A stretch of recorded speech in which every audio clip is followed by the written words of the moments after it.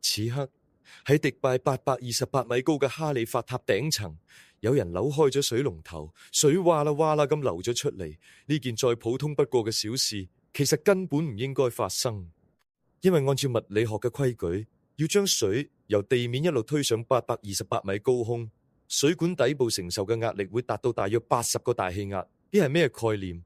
你屋企水龍頭嘅水壓大概係3到4個大氣壓，消防車嗰種可以將人沖跌嘅高壓水槍都只係10個大氣壓左右。80個大氣壓意味住咩？意味住任何一節標準鋼管接頭都頂唔住，佢唔會慢慢滲水，而係會直接爆開，一股水柱會好似井噴咁由牆入邊炸出嚟，淹晒成層樓。而且因為壓力係由下往上頂，呢股水柱如果唔將成個系統關掉，就唔會停低。可係哈利法塔入邊住緊、工作緊嘅人，每日要用大約95萬升水，呢啲水必須爬上163層樓，送到每一個房間，而且一滴都唔可以搞出井噴事故。問題就嚟啦，一棟半英里高嘅鋼鐵玻璃塔，點樣令最頂層嘅人可以安安穩穩飲到一杯水？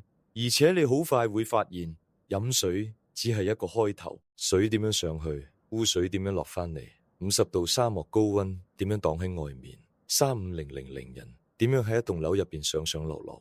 我哋呢個世界幾乎所有關於城市嘅設計都預設咗一件事：地面係平嘅，水管、下水道、電線、馬路、餐廳全部都係橫向鋪開。但哈利法塔偏偏將呢一切豎咗起嚟，橫嘅變成直嘅。城市運轉嘅每一條規矩都要推倒重來。今日我哋就由一杯水開始，將呢一座垂直城市嘅運轉邏輯一層一層拆開嚟睇。我哋先解決嗰個最要命嘅問題：水到底點樣上去？最蠢嘅方法就係喺地下室裝一台巨型水泵，接一條巨型水管，一口氣將水谷到頂。我哋前面已經計過，咁樣做，水管底部會有80個大氣壓。結果就係接頭爆裂，成棟樓變成水簾洞，所以工程師好快就放棄咗一個大泵打到頂呢個念頭。佢哋用嘅方法講穿咗，其實好簡單，就係接力。成棟樓被切成7個獨立嘅機械區，差唔多每30層算一個區，每個區都有自己嘅水箱同自己嘅水泵。水係點樣走？先由地下室出發，第一台泵將水推到40層左右嘅第一個水箱入邊，將呢個水箱灌滿，然後緊貼住水箱嘅第二台泵接手，將同一批水再向上推一段，送到下一個區嘅水箱，然後第3台泵、第4台泵就咁一棒接一棒向上傳。關鍵在於每一台泵只需要對抗大約30層樓嘅重力，而唔係163層。咁樣一嚟，每一段水管入邊嘅壓力都被牢牢控制喺安全範圍之內，永遠去唔到嗰個會爆管嘅數字。管道穩穩陣陣，走廊入邊亦唔會突然噴出水柱。咁樣分區仲有一個隱藏好處，每個區都係獨立運轉。萬一80層某條水管爆咗，佢上面同下面個區一樣照常供水，唔會一條管壞咗就全樓停水。好，水靠住接力泵一路爬上163層，每個房間都有水飲。但你有冇諗過另一件事？水飲完用完之後，嗰啲污水又應該點算？佢要由100-200層嘅高空往下跌，你可能覺得向下唔係順住重力好輕鬆咩？恰恰相反，水往下走比往上走更加麻煩。喺哈利法塔入邊，污水由高處往下跌，跌咗3-5米左右就已經達到終端速度，之後無論再跌多幾多層，速度都唔會再增加。呢一路向下其實唔係最大問題，真正麻煩嘅地方出喺最底部。當呢一處高速落下嘅污水突然要由垂直方向轉成水平方向流走嗰陣，佢唔會乖乖停低，而係會堆積，會激起浪湧，形成一種叫做水弱嘅現象。管道一瞬間被測得太滿，一股壓力波就會順住管道反衝翻去，向樓上倒灌。如果設計嗰陣冇考慮到呢一點，會發生咩事啊？下水道臭味會由管道滲入樓道，牆壁入邊傳出咕嘟咕嘟嘅怪聲，而住喺低樓層完全唔知發生咩事嘅某位倒霉業主，佢屋企個馬桶可能會突然變成一個污水噴泉。解決方法又一次出人意料咁簡單，管越往下就做得越粗。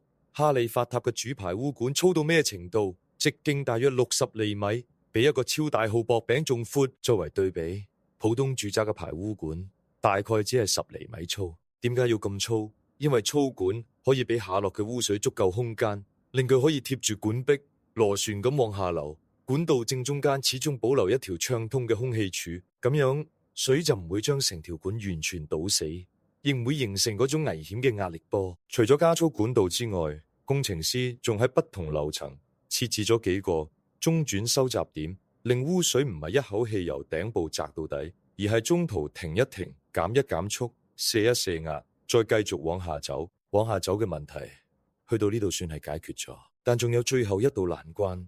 佢同管道壓力一啲關係都冇，污水落到樓底，總要排入城市下水道網絡入邊。問題係當年嘅迪拜根本冇嗰張網。2000年代中期嘅迪拜起樓速度遠遠快過配套設施追得上嘅速度，人口暴漲，成座城市嘅天際線插滿塔吊，孭住大約800億美元債務。賭嘅就係一句說話：先將樓起好，污水嘅事以後再講。結果就係迪拜唔少新建摩天大樓喺仲未接通城市污水管網之前就已經開門營業，咁污水點樣處理啊？靠臨時方案，先用儲污罐存住，再用貨車一車一車咁拉走。哈利法塔亦唔例外。喺佢開業之後頭3年，每朝都有一支橙色貨車車隊開到塔底，將樓入面積落嚟嘅污水抽入罐車，然後開車橫穿沙漠，送去可以處理咁大量污水嘅處理廠。一直到2011年9月，迪拜地下管網先終於補上呢個缺口，將哈利法塔正式接入城市排污系統。但係就喺短短幾年入邊，迪拜歷史上出現過一個相當荒誕嘅畫面。呢座163層，代表住21世紀頂級工程嘅摩天巨塔，佢嘅排污竟然靠一支貨車隊每日將糞水運過沙漠。一座21世紀奇蹟，配住一套19世紀嘅運糞馬車，水上去咗，污水亦落翻嚟，運走咗。可係就喺工程師為咗點樣將污水送出去而頭痛嗰陣，仲有另一個敵人正拼命想鑽入嚟，嗰個就係阿拉伯高溫。先講一件有意思嘅事，住喺哈利法塔80層以上嘅人，見到嘅日落會比地面嘅人遲大約2分鐘，住喺150層以上就可以遲足足3分鐘。由任何一個可以量度嘅角度睇，佢哋都離太陽近咗少少。呢件事喺黃昏端住一杯香檳睇夕陽嗰陣，聽落特別浪漫，但去到7月正午就一啲都唔浪漫。迪拜氣溫可以飆到50攝氏度，毒辣陽光砸落哈利法塔嗰26000幾塊玻璃幕牆上面，成套玻璃外牆面積超過14萬平方米。太陽一曬，每間公寓都會變成一個大號溫室。問題就嚟，外面50度嗰陣，點樣令一棟通體玻璃嘅大樓入邊仲可以住人？答案係喺熱量入嚟之前，就先將佢擋翻出去。哈利法塔每一塊玻璃都鍍上一層高性能反射塗層，專門做一件事，就係將照過嚟嘅陽光沿路反射翻出去。但係呢一層塗層已經大幅減少進入樓內嘅太陽熱量，等於喺冷氣未開機之前，先將一大半熱力擋喺外面。但係單靠反射玻璃仲未夠，工程師準備咗第2道防線，而且呢道防線有少少反常識。哈利法塔唔係靠日頭拼命開冷氣去降溫，而係靠夜晚製冰。具體點樣運作？喺夜晚用電低谷時段，電價更平，全城用電需求亦低。呢個時候，樓入邊地下室嘅製冷站就會開足馬力，製造大量冰漿儲存起嚟。等到白天，太陽開始猛烈烘烤嗰26000塊玻璃，前一晚做好嘅冰漿就會被攞出嚟融化，變成冰水。冰水順住直徑75厘米嘅粗管流入大樓，再透過板式換熱器為成棟樓嘅中央冷氣同自來水系統降溫。喺製冷需求最高嗰陣，呢套系統一日嘅製冷量相當於融化鈾3000噸冰。你有冇發現超高層建築就係咁奇怪？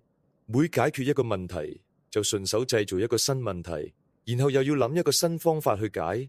反射玻璃擋熱，擋唔住嘅熱靠夜晚製造嘅冰去降，製冰又要靠夜晚平電，一環扣一環，冇一個環節簡單，但每一環都好聰明。去到呢度，水、污水、高溫都處理好，但一座垂直城市入邊仲有一樣嘢必須順暢咁流動起嚟，嗰樣就係人。想象一下，你企喺大堂，就快遲到，目的地係90層。問題嚟了，點樣將35000個人喺一棟半英里高嘅大樓入邊移嚟移去，唔令所有人都崩潰？喺普通大廈入邊，呢件事好辦，裝幾部電梯，每層都停，大家上上落落，慢係慢少少，但都用到。可係呢套算法放到163層，立即就崩潰。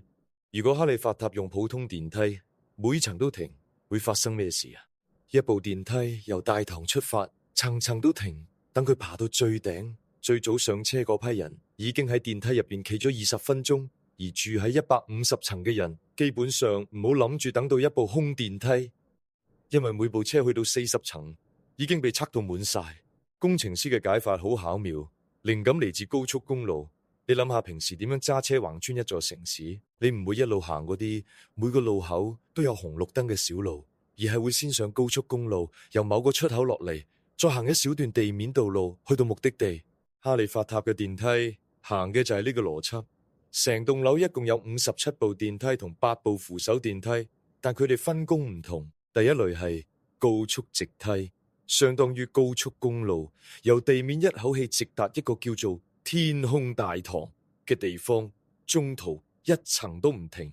哈利法塔一共有3個天空大堂，分別喺43層、76層同123層。你坐高速直梯去到天空大堂之後落車，再轉乘只負責附近呢段樓層嘅區間電梯，去到你真正要去嘅樓層。舉個例子，你要去55層。你唔會傻更由一層坐一部慢梯一路停上去，而係先跳上直達43層天空大堂嘅高速穿梭電梯，去到43層再轉乘區間電梯，然後再向上12層。成個過程唔夠2分鐘，你已經坐喺工位上，住喺入邊嘅人飲水、用水、降溫、上落樓，全部都安排清楚。但所有呢啲精巧系統都建立喺一個更加硬核嘅前提之上，呢棟樓首先要起得出嚟，而真正嘅噩夢偏偏就喺施工嗰陣。我哋先由最底部講起。一般摩天大樓地基要打到堅硬岩石上，但係迪拜係沙漠，地下根本冇幾多岩石可以打。工程師用嘅係一種叫做摩擦樁嘅東西，向地下嘅沙土同軟岩入邊打入大約200根樁，每根深約45米，直徑約1.5米，靠樁身同泥土之間嘅摩擦力，將成棟樓咬實喺沙漠入邊。而塔樓底座嘅形狀靈感嚟自當地一種叫做蜘蛛百合嘅沙漠花。呢種3板對稱造型可以令大樓一層一層往上疊嘅時候更加穩陣。地基打好之後，塔樓就開始瘋狂生長。工地7日24小時連續轉，最高峰嗰陣每日大約有12000人喺現場施工，平均每3日就可以起好一層。大樓越起越高，麻煩就越多。其中最大嘅麻煩就係沙漠入邊嘅狂風。你冇可能將大樓起成一條由頭到尾一樣粗嘅柱，咁樣風一吹，成棟樓就會被吹到來回搖晃。所以哈利法塔越往上越收窄，一圈一圈階梯式後退，形成一種螺旋上升嘅造型。成棟樓係故意做得唔對稱，咁樣一嚟，風就好難捉住佢，推喐佢。但呢個做法又帶嚟一個新問題，咁樣一棟唔對稱嘅高樓喺往上生長嘅過程入面，自己仲會因為重量同材料變化，一點一點不均勻咁蠕變同收縮。樓嘅中心位置一直都喺輕微移動，但係撬足混凝土嗰陣，必須知道大樓真正中心喺邊。佢成日喐，呢點就非常要命。工程師嘅辦法係喺地面設置3個 GPS 基站，再喺每日正在撬築嘅塔頂設置1個 GPS 站，靠衛星定位做3角測量，每日即時計出大樓最準確嘅中心點，再根據呢個位置校準模板，撬築當日嘅混凝土。講到撩混凝土，呢先係真正嘅硬仗。喺2000英尺，亦即係600幾米嘅高空撩混凝土，工程師同時被2個敵人夾擊：高溫同高度。混凝土同高溫天生就係冤家。混凝土變硬靠嘅係一個叫做水化反應嘅過程，而高溫會令呢個反應快進。喺迪拜嗰種好似焗爐一樣嘅沙漠入邊，混凝土會硬得快到離譜。硬得快聽落好似係好事，偏偏相反，就好似你焗蛋糕將爐溫調得太高，外面已經結殼，入邊仲係稀嘅。混凝土如果各部分凝固速度唔一致，結果就係開裂，出現薄弱點，整體受力不均，結構強度全部被破壞。更要命嘅係另一個問題，混凝土仲未被泵到樓頂，就已經喺管入邊先硬咗。半英里高嘅管道，如果被混凝土喺中途堵死，形成一條實心柱，咁就徹底玩完。而且樓越高，呢個風險每往上一層都會疊加放大。工程師點樣破解？佢哋專門研發咗一種新混凝土，一種為沙漠度身訂造嘅高性能配方，將 C50 同 C80 兩種標號嘅混凝土混合使用。但即使係呢種新混凝土，單靠自己都頂唔住嗰種熱度。於是佢哋諗出一個之前冇人試過嘅方法，往混凝土入邊撐冰，撐好多好多冰，令整批混凝土喺接觸管道之前，溫度已經降到接近冰點。咁樣混凝土喺被泵上高空嘅一路上，都可以保持足夠低嘅溫度，凝固速度均勻，結構強度亦保得住。但單靠冰仲未夠，為咗唔俾冰太快融化，亦唔俾混凝土提早開始變硬，佢哋索性將工作全部搬到夜晚做。每一次撬築都喺太陽落山之後進行，借住沙漠夜晚相對涼快嘅空氣幫手。當然，所謂涼快其實都只係30到35度，算唔上凍。但係同白天50度嘅火爐相比，呢個溫差已經係救命。千冰夜晚施工，加上嗰套定製混凝土配方，呢就係佢哋喺半英里高嘅沙漠上空硬生生交出摩天巨塔嘅方法。所以你睇，由頂層嗰個一樓就有水出嘅水龍頭開始，背後牽出嚟嘅係一整座被豎起嚟嘅城市。為咗令人喺828米高空飲到一杯水，工程師將成棟樓切成7個區，用一排接力水泵將水一段段向上遞。為咗令污水安全落翻地面，佢哋將管道越往下做得越粗，令水貼住管壁螺旋下流。甚至一度靠橙色貨車隊將糞水運過沙漠。為咗將50度太陽擋喺外面，佢哋為26000塊玻璃倒上反射塗層，又喺夜晚製冰，白天化冰。為咗令35000人唔至於喺電梯入邊企到崩潰，佢哋將電梯修成一套立體高速公路。而為咗令呢一切有個落腳點，佢哋向沙入邊打入200斤摩擦樁，靠 GPS 每日追住移動緊嘅流心去澆築，往混凝土入邊撐冰，趁住夜色一層一層往上堆。咁多冰，咁多夜班，咁多定製配方，咁多接力水泵同分段電梯，全部加埋，只係為咗令一棟樓正常運轉。一棟企喺沙漠半英里高嘅樓，哈利法塔確實係人類工程嘅一座豐碑，係一次實在伸向天空嘅壯舉。但係關於伸手呢件事，有一個永遠繞唔開嘅道理，總會有人想伸得更高。就喺此刻，比哈利法塔更高嘅塔正喺地球拔地而起。沙特嘅吉達塔目標係衝破1000米，同樣喺沙特規劃中嘅另一座塔，甚至喊出接近2000米嘅高度。新一代摩天大樓正喺趕嚟，每一座都承諾要爬得更高，拼得更狠。而呢就引出一個冇人答到嘅問題，只係因為我哋能夠建，係咪就代表我哋應該建？哈利法塔將呢啲難題一個一個解決咗，但每一座新塔都要喺更高嘅高度，用更大嘅風險，花更多嘅錢，將同樣難題重新再解一次。所以真正嘅問題從來唔係我哋仲可唔可以起得更高，而係另一個問題，為咗喺第300層飲杯水，我哋到底願意付出幾大代價去較呢口氣？